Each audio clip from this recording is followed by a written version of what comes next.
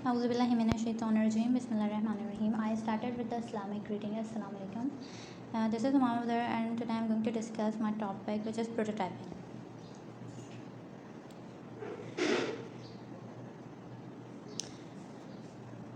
Prototyping क्या होती है?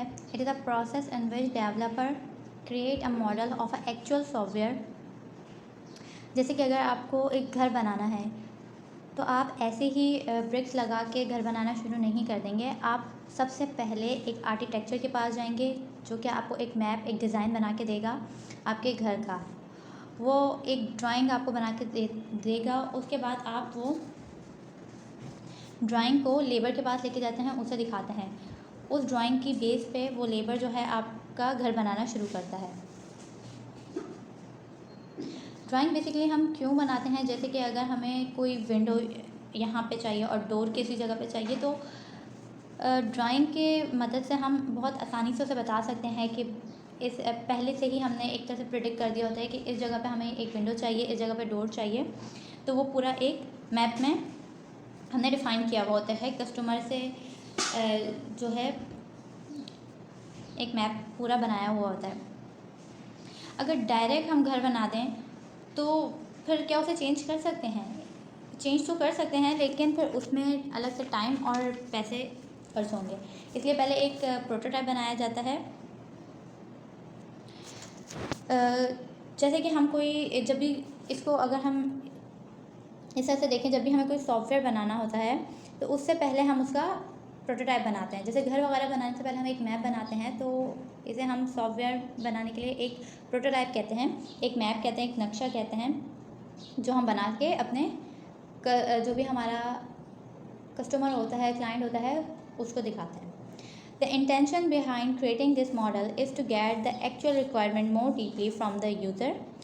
इसके पीछे जो मकसद होता है वो यही कि यूज़र ने जो अपनी रिक्वायरमेंट बता दी हैं आपको कि ये चीज़ें चाहिए हैं और आपने भी बोल दिया कि हाँ समझ आ गया। अब आपने डायरेक्ट सॉफ्टवेयर बनाना शुरू कर दिया और उसमें मिस्टेक हो गई, तो फिर से रिवर्स जाना और उन मिस्टेक्स को सही करना, फिर ये मज़ीद टाइम कंज्यूमिंग हो जाता है। अब आप करते क्या हैं,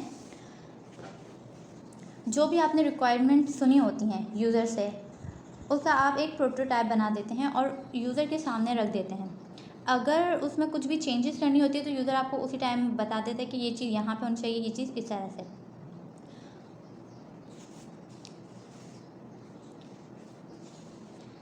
इस तरह से दोनों का, डेवलपर का भी और कस्टमर का भी पॉइंट ऑफ व्यू क्लियर हो जाता है कि जो सॉफ्टवेयर बनने जा रहा है वो किस टाइप का होगा। Prototyping helps a lot in getting the feedback from the customer. जैसे आपने एक डमी बनाई होगी तो आप आराम से कस्टमर से फ़ीडबैक ले सकते हैं, क्योंकि उसके माइंड में पूरा मैप क्लियर होगा कि हाँ ये चीज़ें मेरे सॉफ्टवेयर में होंगी, जैसा मैंने रिक्वायरमेंट बताई हैं, ये उस पे उसके मुताबिक है या नहीं। अगर हम इसके प्रोसेस की बात करें तो इसमें हम देखते हैं कि प्रोटोटाइपिंग करते कैसे हैं। इसके अंदर 4 तरह के स्टेप्स होते हैं। Number 1 initial requirement identification, number 2 prototype development, number 3 review and number 4 revise. तो इसमें सबसे पहले ये होता है कि आप कस्टमर से पूछते हो कि आपको क्या बनाना है। कंसिडर करते हैं कि कस्टमर को एक सॉफ्टवेयर चाहिए जो स्टूडेंट का रिकॉर्ड सबमिट करे, उसमें ये फील्ड्स होनी चाहिए। ये इनिशियल रिक्वायरमेंट आइडेंटिफिकेशन हो गई। इसमें कस्टमर ने अपनी इनिशियल रिक्वायरमेंट आपको बता दी कि ये एक सॉफ्टवेयर हो, उसमें ये रिक्वायरमेंट हो। अब बजाय कि आप सॉफ्टवेयर बनाना शुरू कर दें, आप फेज़ 2 पे आएंगे, जो कि है प्रोटोटाइप डेवलपमेंट। आप कोई मैप बना के उसके पास लेके जाते हैं इसमें और उसको दिखाते हैं कि ये उसकी जो है उसे सेटिस्फाई कर रहा है या नहीं।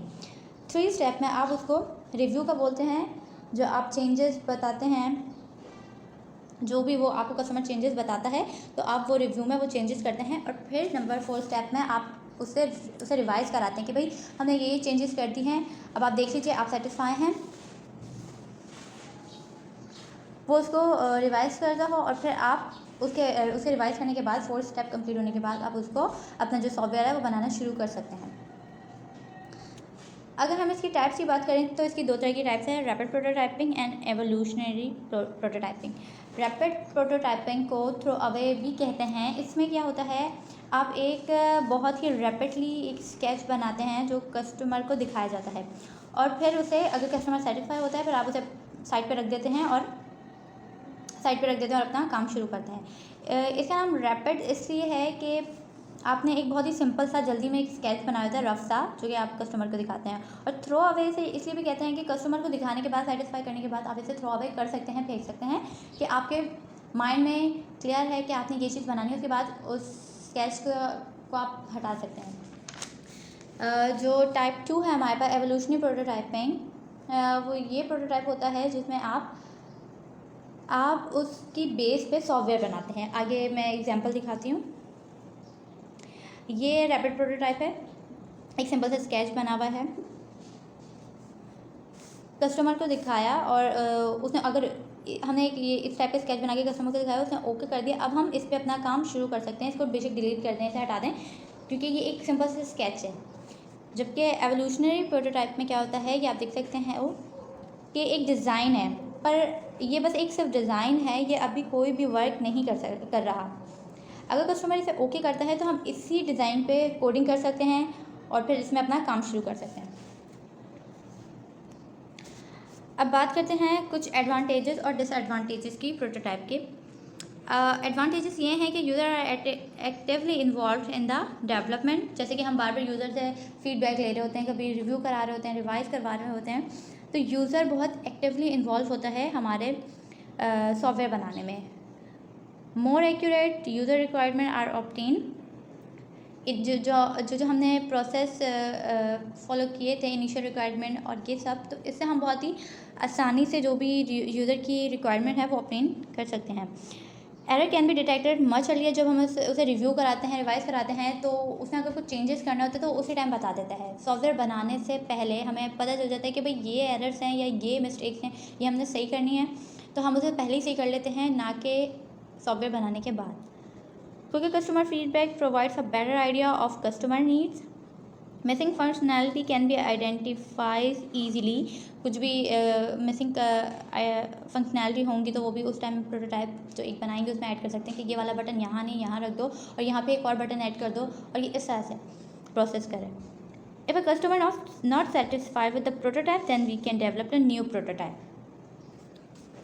डिसएडवांटेजेस की अगर हम बात करते हैं तो इसमें हम ये देखते हैं कि अगर आपका कस्टमर सेटिस्फाई नहीं है प्रोटोटाइप से, तो इसमें आपको एक नया प्रोटोटाइप बनाना पड़ेगा, जो कि फिर एक प्रोसेस होगा, चलेगा, तो ये टाइम कंज्यूमिंग हो सकता है और एक्सपेंसिव भी।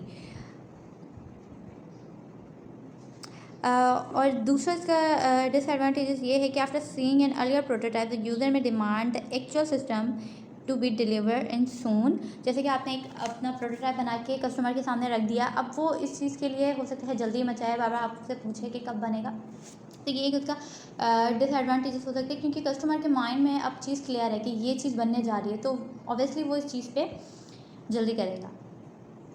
Thank you, my topic is now completed.